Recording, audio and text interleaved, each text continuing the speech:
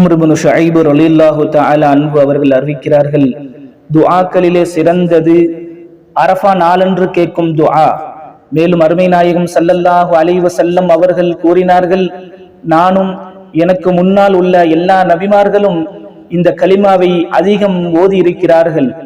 யார் நாளொன்றுக்கு 100 முறை இந்த கலிமாவை ஓதுவாரோ 10 அடிமைகளை விடுவித்த நன்மையும் 100 நன்மைகளும் எழுதப்படுகிறது, 100 தீமைகள் அளிக்கப்படுகின்றது.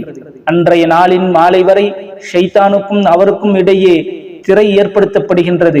இதைவிட வேறெந்த அமலாலும் இவ்வளவு நன்மைகளை எவரும் பெற்றுவிட முடியாது என்று வானபி ஸல்லல்லாஹு அலைஹி வஸல்லம் அவர்கள் கூறினார்கள்.